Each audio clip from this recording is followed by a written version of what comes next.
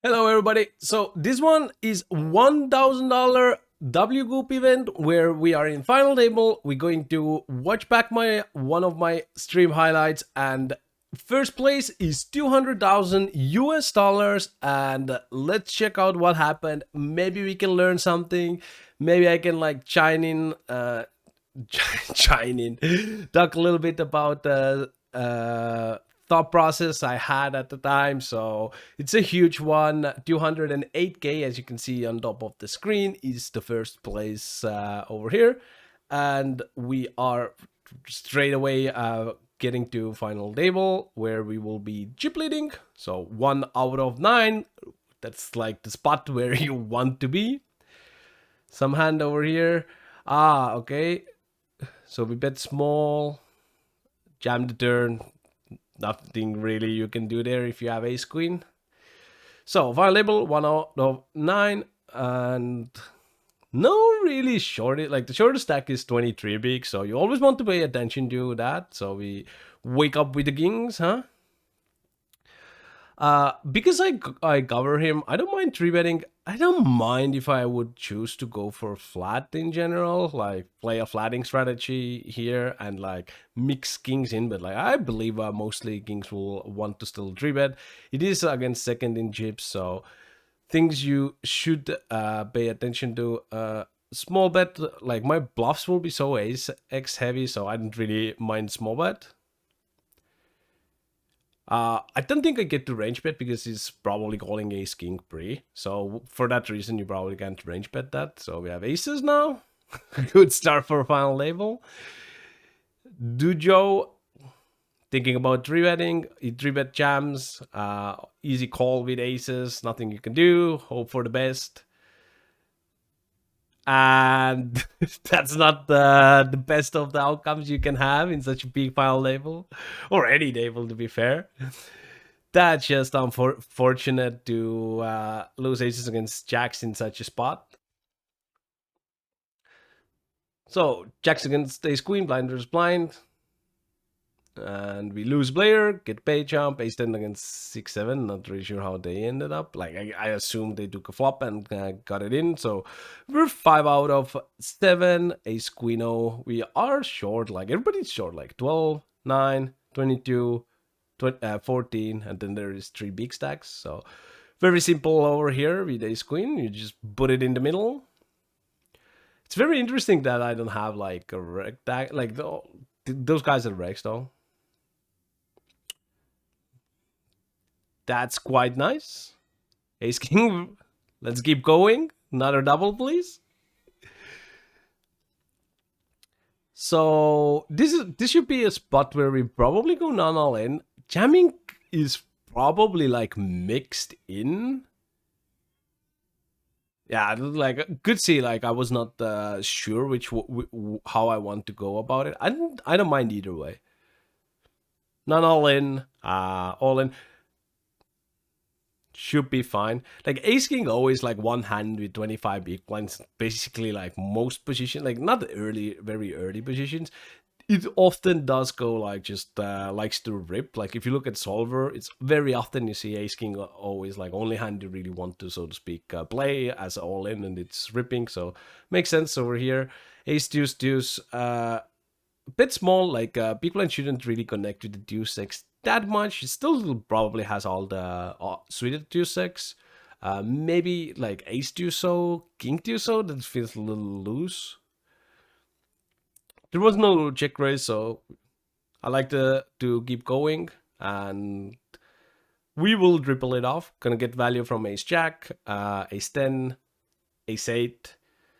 We only lose like deuce 6, ace 9, ace 7. It is possible that solver doesn't really wouldn't like to triple off top pair. That's why probably I'm thinking, because if you look a lot of solves in this spot, it's also possible like the answer will be bet half pot.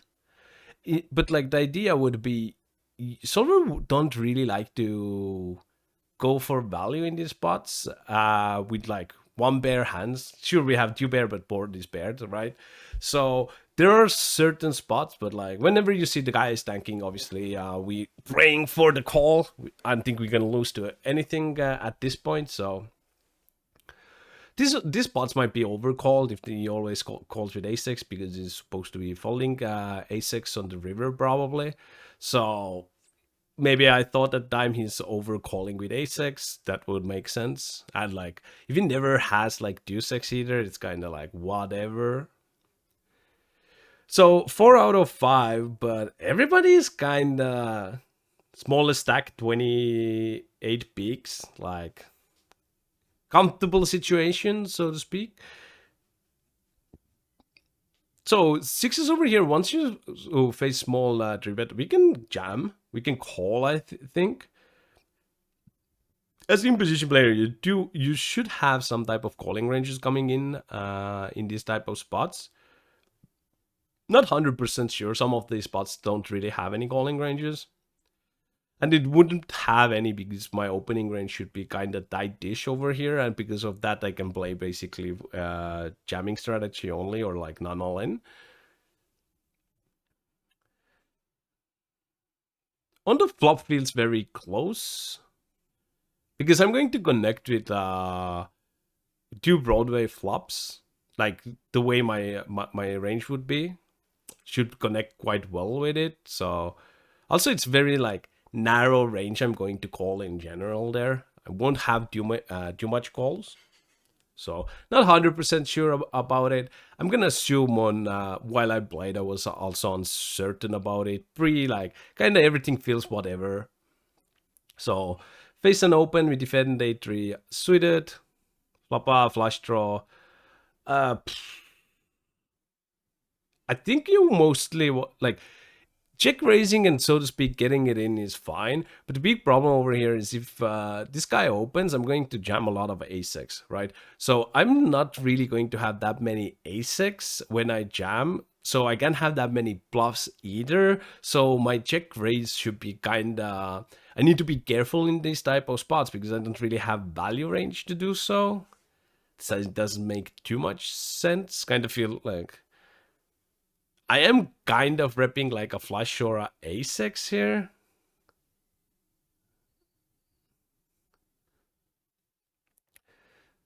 Yeah, I know. Kind of whatever. Damn, a lot of like weird spots. This is not a goal though. Eights are not going to be a goal. surely I am happy I did. Damn, hate to see that, huh? 980 on the button is kind of simple fault though. 6-7 is gonna call here. Could maybe arguably start jamming if I expect cutoff to open way too wide. The jamming should be a thing. You kind of want to have more blocker heavy hands.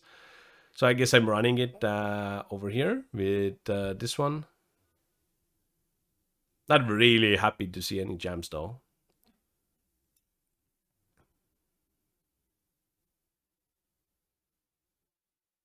Such a weird spot when people go into like a tank mode in such a spot. Damn, I'm just going to go very small, huh?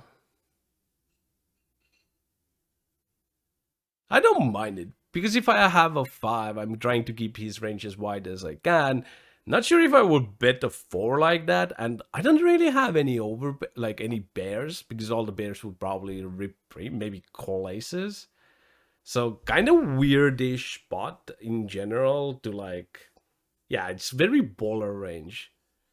Maybe a couple of 4s, but that's about it. So now I'm just gonna give up, I guess. Also very weird flop tank by our opponent. It always screams like, if he takes that type of line, it always screams like value to me. I don't know. So king jack all, 10 bigs, 9 bigs. Just have to put it in the middle. You can make argument to go none all in like just min raise because aces and kings would like to do it. Maybe ace king suited and queens as well. So unlucky over here, unlucky to turn. There we go. A double. Man, this seems to be very like difficult final table so far. Like some final tables, even if you see my other reviews, it's very simple, very straightforward play in some, and then there is like some of them, like this one seems to be like you have a lot of like choices where it's like a lot of things are close. You're always on the bottom. Like those are the toughest ones to play in general. And this one has a lot of money up top. So we open. Once I open, I probably need to call the small blind here. Oh, lucky. There we go. Luck has returned, I guess. Assume I did come in 1 out of 9. So we left four-handed, locked up 78,000 US dollars. You can see that up top, right side.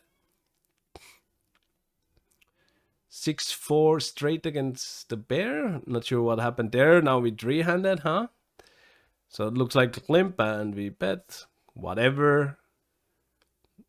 So three-handed typically plays a little bit more on the tighter side. Like even bigger stacks do have to play a little bit on the tighter side. Like that's actually something a lot of people are getting wrong in general, because there is less antes, and like just the way ISIM, like ISIM also goes down, so to speak. Like your 5 to 9-handed ISIM, if you look like equal stacks, are always kind of similar, and then it massively drops whenever you're three-handed. Not all the final table payouts, but like online, most final level payouts, you will see this.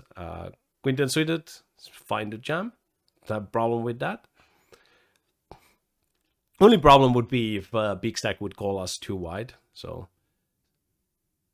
it's a dream scenario for Dujo, obviously. Kings, raising, limping. I don't think it matters too much. Part of this might be a flow thing now, how I would think my opponent will play. Yeah, like if I expect him to jam like a lot, I will take more of this type of lines. There we go. Full double. BBC Brieflop Shards and Trainer. The most effective way to train and improve your poker skills.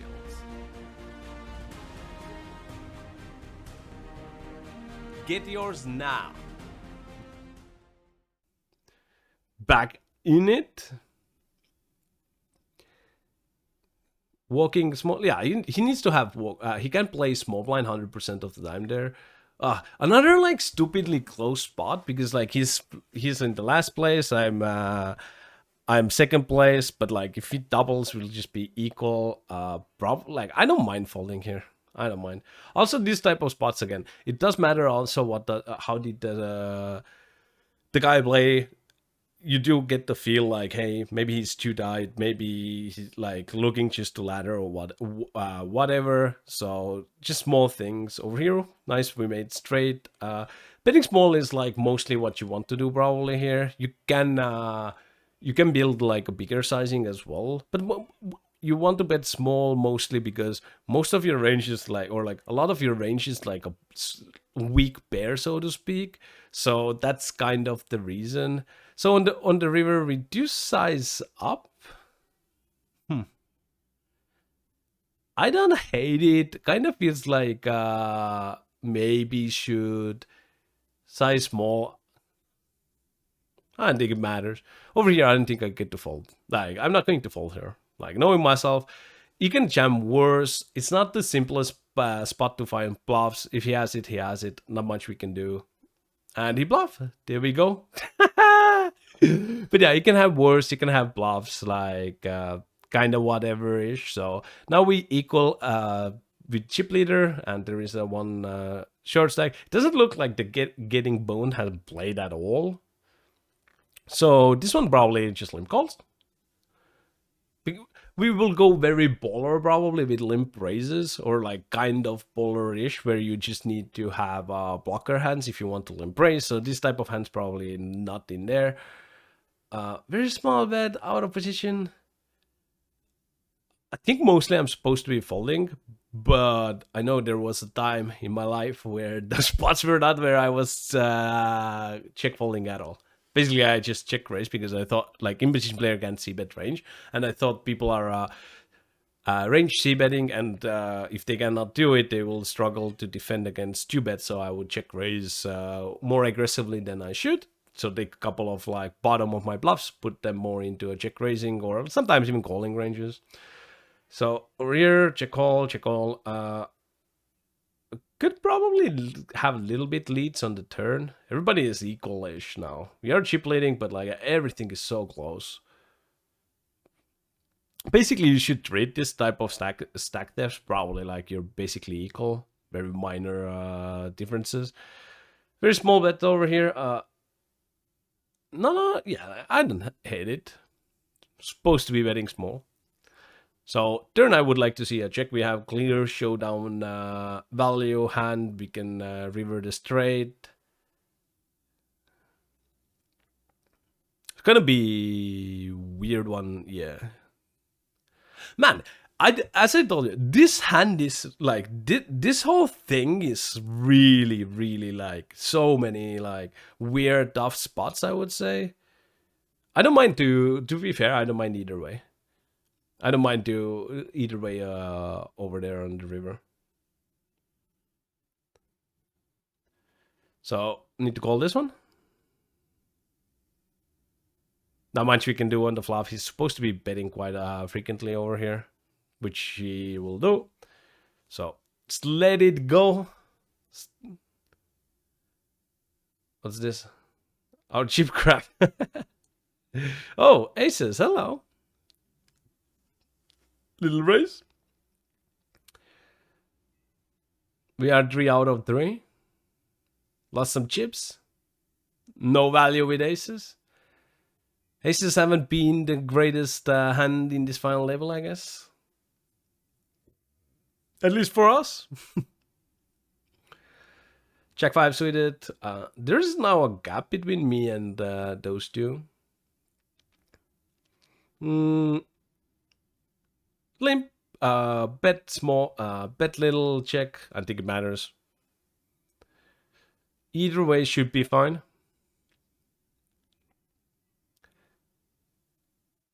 Turn is interesting. I don't mind any option here. Like I can overbet, I can bet the apple. I guess one size I would dislike is like a small bet. That wouldn't make that much sense.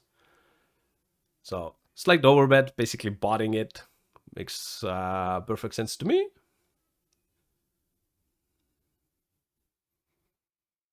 King Jack, limp call, limp jam, could raise. I don't think it matters. I think King Jack at 25 likes to 20.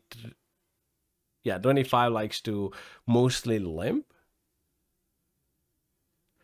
So when it's ace high board, you can discount ace-6 from both players because at 24 B blinds I'm supposed to be jamming. If I limp, he's supposed to be jamming. He's supposed to be isolating. Also, I'm supposed to be raising pre-flop. So this ace is kind of irrelevant card. Like sure, both players will have a little bit ace-6, but like it's mostly about like 10x because the ranges are so wide. So definitely check raising this one. But one thing to mention over here, I want to go really large, but like I don't think that's going to be the play. Like potting is fine.